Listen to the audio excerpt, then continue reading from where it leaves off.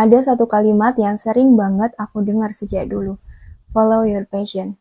Kedengarannya emang keren sih, tapi kalau kamu punya banyak passion, gimana? Apalagi kalau ternyata nggak semua passion itu bisa dijadikan pekerjaan.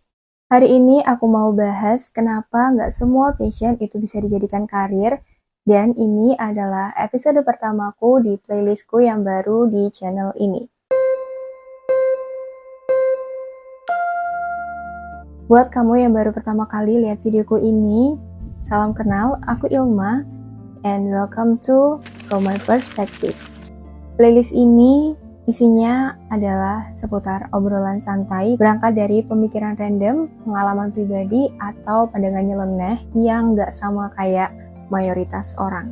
Tapi sebelum kita mulai, aku saranin kamu untuk subscribe channel ini dan nyalakan notifikasinya terlebih dahulu, biar gak ketinggalan video lainnya dari aku.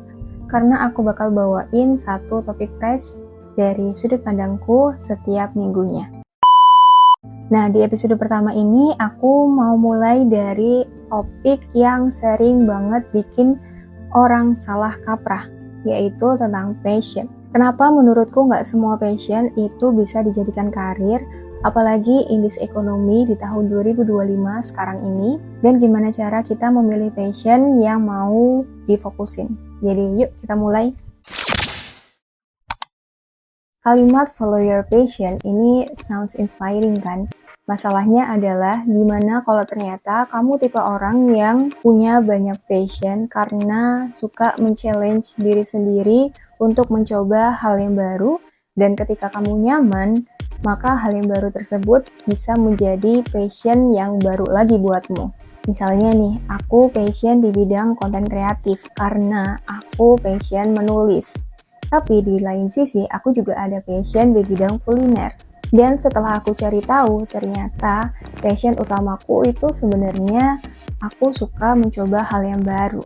Nah, dari situ aku mulai mikir, apakah itu semua tadi emang benar passion atau cuma sekedar hobi belaka? Kalau dari yang pernah aku baca, salah satu penulis terkenal bernama Cal Newport dalam bukunya yang berjudul So Good They Can Ignore You, bilang kalau passion itu bukan sesuatu yang kita bawa dari lahir.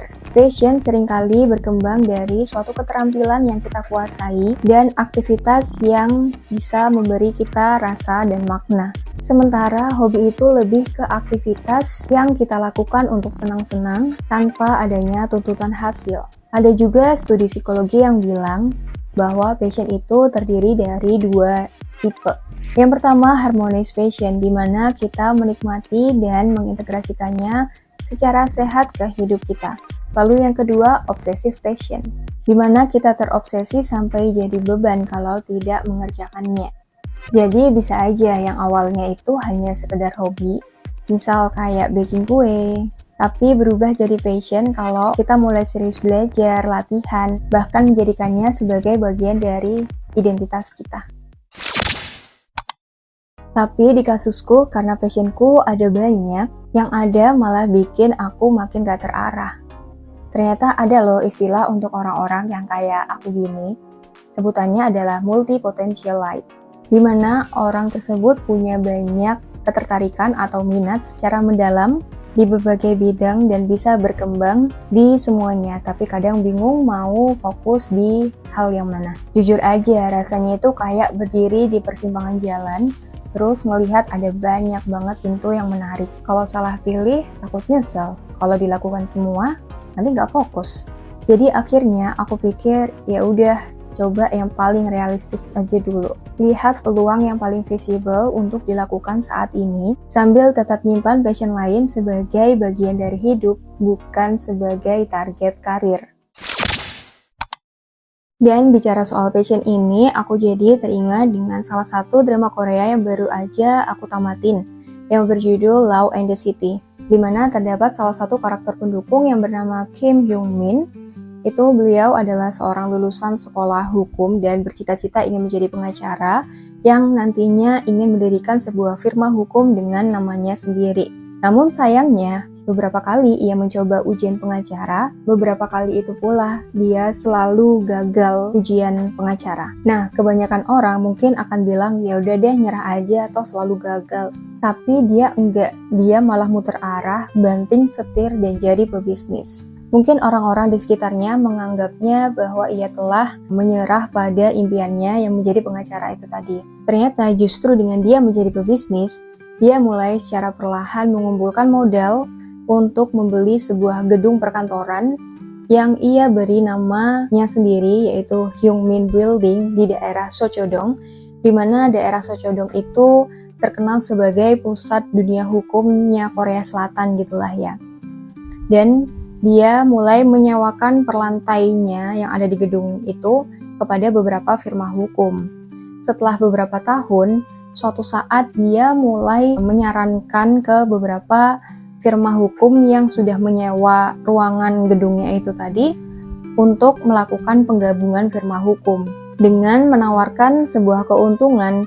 Nanti kalau semisal firma hukumnya ini digabung jadi satu, maka mereka masing-masing akan mendapatkan jumlah kasus atau klien yang lebih banyak daripada sebelumnya dengan sistem manajemen yang tetap dilakukan secara terpisah. Tapi dengan satu syarat, dia harus dijadikan sebagai konsultan hukumnya. Menurutku ini jenius banget sih. Dia pada akhirnya tetap berada di dunia hukum yang dia suka, walaupun bukan jadi pengacaranya. Meskipun ya aku tahu sih ini hanya sebuah karakter fiksi yang ada di dalam drama, tapi ini nunjukin kalau follow your passion itu jalannya nggak mesti lurus-lurus aja. Kadang mungkin harus nyamping, muter, zigzag, tapi yang penting di akhir tetap nyampe. Makanya menurutku nggak semua passion itu harus dijadikan karir, karena kalau kita memaksa semua passion harus dijadikan ladang uang, kadang rasa cintanya malah bisa hilang. Bayangin aja kamu suka masak gitu ya, tapi karena harus jadi income utama, kamu jadinya malah stres karena kejar orderan, kualitas makanan yang kamu bikin itu menurun, dan masaknya pun kamu jadi nggak se-happy dulu. Pekerjaan bisa aja datang dari passion, tapi nggak semua passion itu bisa dijadikan pekerjaan. Kadang passion itu lebih indah kalau tetap jadi ruang eksplorasi diri tanpa adanya tuntutan finansial. Jadi kalau kamu juga orang yang punya banyak passion, coba deh tanya ke dirimu sendiri. Mana yang mau dijadiin karir dan mana yang cukup dijaga sebagai hobi atau ruang bermain. Karena menurutku hidup itu nggak cuma tentang menjual kemampuan, tapi juga menjadi hal-hal yang bikin kita bahagia. Kalau kamu punya pengalaman soal passion yang jadi karir atau sebaliknya, coba dong tulis di kolom komentar ya.